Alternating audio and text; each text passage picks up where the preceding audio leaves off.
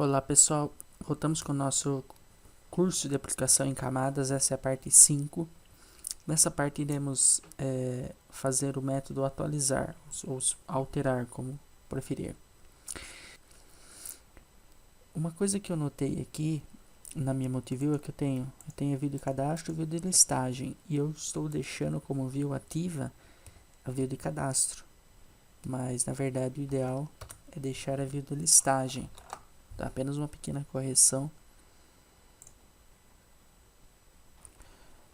Por padrão nas aplicações deste tipo, a gente sempre vê primeiro a listagem e depois vai para o cadastro. Assim que gravar, volta para a listagem. Então vamos criar aqui primeiro um botão. Lá dentro do nosso grid, criar um botão da mesma forma que foi criado o botão excluir, vou criar aqui o botão alterar. Fiz a colinha aqui, só alterar para btn alterar.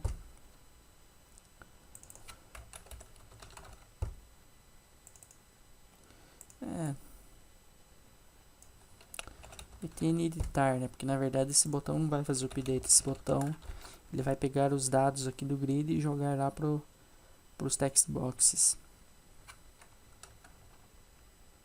Então stop aqui.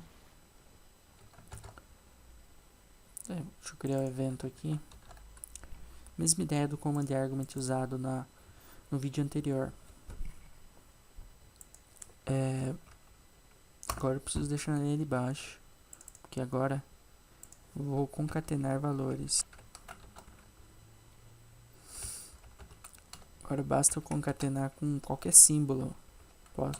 Eu sempre uso o pipe.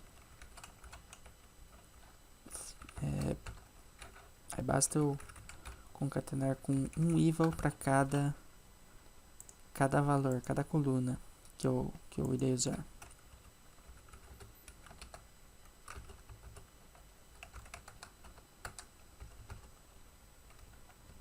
Só não vou concatenar com a data de cadastro, porque a data de cadastro é sempre datetime.now, então eu não preciso dela nesse momento. Cliente, e-mail e se é ativo.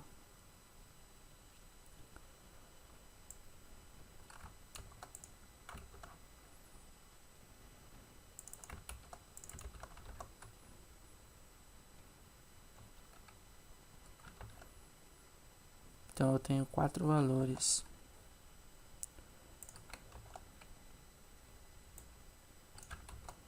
Aqui no meu botão editar,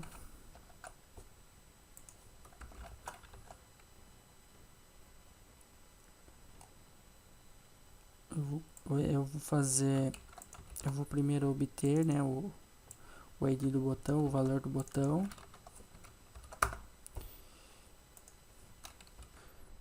Agora, para obter os valores, como eu tenho vários valores separados por pipe, a lógica tem que ser um pouco diferente do botão excluir. Eu vou criar um array aqui, na verdade um var, né, que pode ser qualquer valor. Vou fazer ele virar um array. Passo command argument, que é um string, e uso o método split. Esse split é um método da classe string que ele retorna um array de strings que contém substrings, ou seja, pedaços da string dentro da string que vai me retornar. Assim explicando parece um pouco complicado, complexo, mas não é não. A hora que eu for debugar, vou mostrar para vocês como é bem simples. Ele vai retornar basicamente um array de strings. Ele espera um separador do tipo char, ou seja, tem que passar entre apóstrofo. Aqui eu passo o pipe. Por quê? O split ele espera um separador. Ele precisa de algo que diga a ele como separar a minha string. Como a minha string aqui basicamente vai ser um número mais um pipe, mais um texto, mais um pipe, outro texto, um pipe, mais um texto. O que difere um do outro é o pipe. Por isso que eu fiz intencionalmente eu coloquei o pipe. Porque aqui na hora de obter fica bem mais fácil. Basta eu passar o pipe como separador.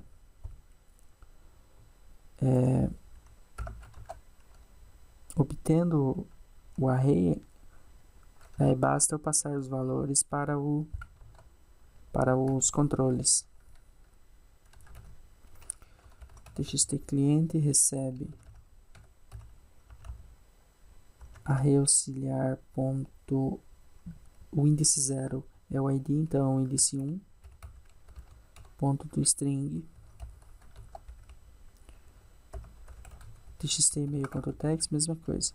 Isso que eu estou fazendo tem um pequeno risco de gerar uma exceção, tá? Caso o índice que vocês passem for maior do que a quantidade de itens que esse array contém. Por exemplo, esse array aqui vai me voltar um array de 4 posições.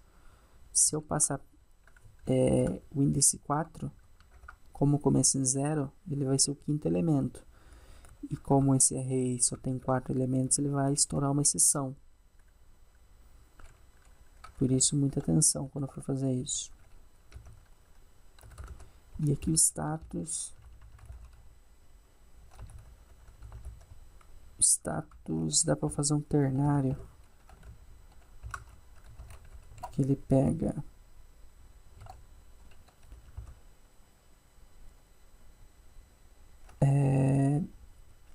como eu converti o valor para sim, como aqui no how databound eu converto o valor que ele vem do banco como true ou false, né? Em vídeos anteriores, acho que no vídeo anterior eu mostrei que eu faço um ternário, ele verifica se for true, ele converte para sim, ou else ele converte para não.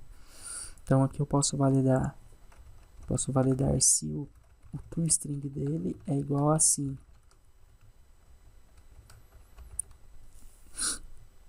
Se for, eu passo o S por value, se não, passo o N. Porque lembrando que o value do meu RBL é S ou N, isso mesmo. E vai faltar aqui o ID do cliente. Primeiro eu vou arrumar aqui o true, né? Fazer essa variável ser global.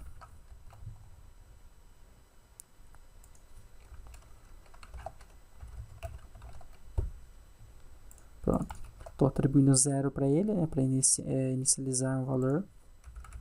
E aqui eu atribuo o ID. Vou colocar um breakpoint aqui no gravar. Vou fazer de novo.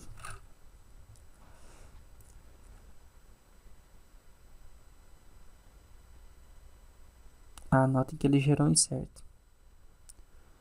Ele gerou um insert porque não tem o método atualizar.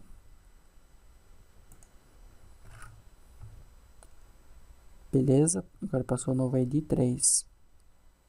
Ou seja, se eu vir aqui também está 3. Dá um F5, ver cadastro, gravar. Olha o valor do ID cliente, 0. Ou seja, ele não mantém o valor entre os postbacks. Isso é um problema sério quando eu for fazer um update, por exemplo. Porque eu não tenho ID. Como que eu vou saber qual o valor que eu vou fazer o update? Como ele não tem ID, ele entende que é um insert. Até porque eu não tenho ainda o método atualizar. Porque o objetivo disso tudo é mostrar para vocês que para resolver esse problema, eu tenho um cara chamado viewState. O viewState, basicamente, ele é uma variável de seção, ou seja, ele é uma variável que é criada para ser armazenada especificamente no servidor, do lado do servidor. Por quê? Para evitar esse tipo de problema, para armazenar valores entre postbacks dentro da mesma página. É muito importante isso. Ele só funciona na página que você está. Se você quiser que ele funcione entre páginas, daí você tem outras soluções, como por exemplo a Session ou o Query String, que é passado via URL. Então, é isso que a gente vai fazer. Caso tenha sobrado alguma dúvida, eu tenho um artigo no blog. Aliás, eu tenho pelo menos 2 artigos explicando e dando exemplos do ViewState. Eu vou colocar a descrição aí no vídeo. Então, eu vou criar uma propriedade chamada, ela do tipo inteiro. Ela pode ser do tipo inteiro, mesmo sendo ViewState. Ela não precisa ter o tipo ViewState. Não precisa ser, até nem existe o tipo ViewState, porque ele não é um tipo. Ele pode ser uma propriedade do tipo inteiro, só que utilizando o ViewState. Só que ela precisa usar os atributos get e set para receber o valor e atribuir.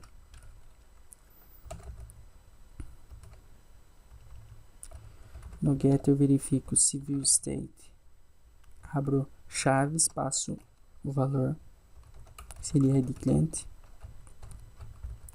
Se é diferente de nulo, eu retorno a conversão para inteiro do meu ViewState. De primeira pode parecer um pouquinho complexo, mas não é, tá? Depois que você aprende, ele é bem útil e prático. Como eu estou retornando dentro de um if, ele vai dar um erro dizendo que não retorna valor, mas basicamente eu posso dar um return 0 aqui. Ou se muitas pessoas não gostam de usar mais de um return dentro da mesma função, você pode criar um int id retorno que recebe 0, fazer o id retorno receber a conversão e retornar id retorno. Também funciona. E aqui no set eu faço o ViewState e receber o valor.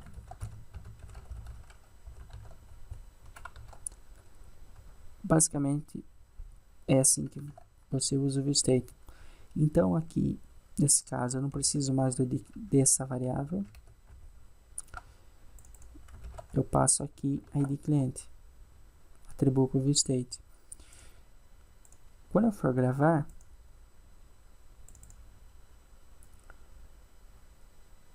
deixa eu criar um método aqui, atualizar clientes, só para separar.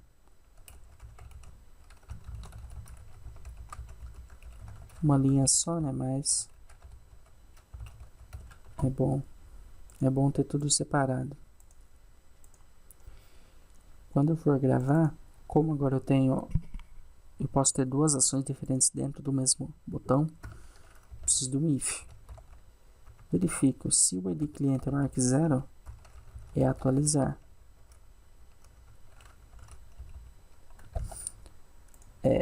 Antes eu só vou arrumar essa instância da modelo, porque se eu for copiar todo esse código para atualizar, vai ser duplicação de código. Isso não é uma boa prática. Então, o que eu posso fazer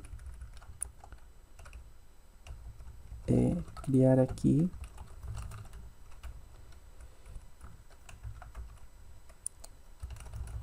modelo clientes recebe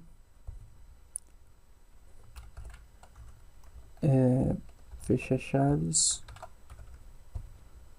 e aqui se o id for maior que 0, passo atualizar. Se não, esse caso não tem como usar operador ternário, tem que ser if else mesmo. Se não, passo gravar e passo como parâmetro meu modelo. Pronto. Aqui seto a índice ativa para 1, a índice da view ativa para 1 e populo grid. Vamos testar, colocar um breakpoint aqui. E outro aqui no meu botão editar.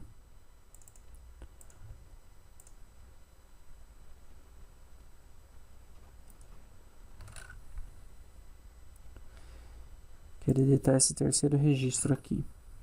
Passei o ID 4 para ele, ok, de F5. Não, na verdade ele aconteceu, eu só esqueci de mudar a view para cá. Mudando o nome aqui, João. Status ativo, gravar. Note que agora o ID não é 0.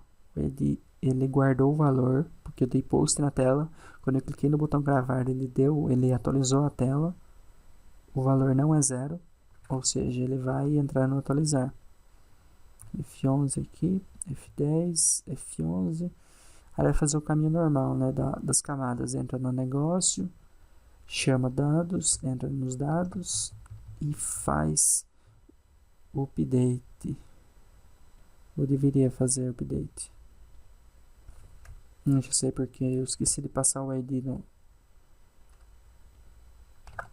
Eu esqueci de passar o ID no parâmetro. Aliás, eu esqueci de atribuir o ID. ID cliente recebe ID cliente. Podia ter criado um nome diferente, né? VW ID cliente. Se eu dar um Ctrl menos aqui, eu posso renomear para todos os lugares que ele é chamado.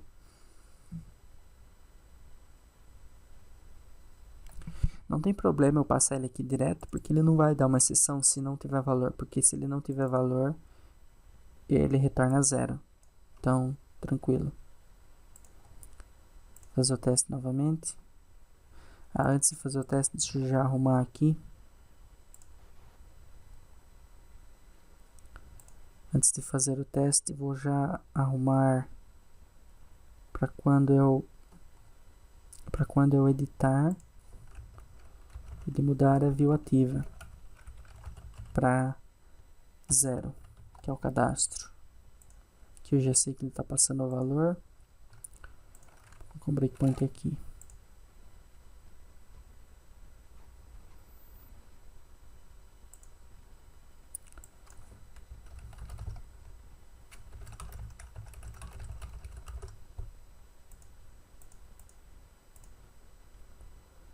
ID 4, F11, F11, F11. Agora ele passa 4. Teste, e-mail ativo e a data atual. Executou e é isso. Atualizou. Viram, pessoal, como é simples usar view state? Então, dessa forma, o nosso CRUD está feito em aplicações e camadas em ASP.NET. Deixa eu só colocar o editar antes de excluir, só por padrão. E então é isso, pessoal. Se vocês tiverem sugestões para o próximo vídeo, por favor me mandem.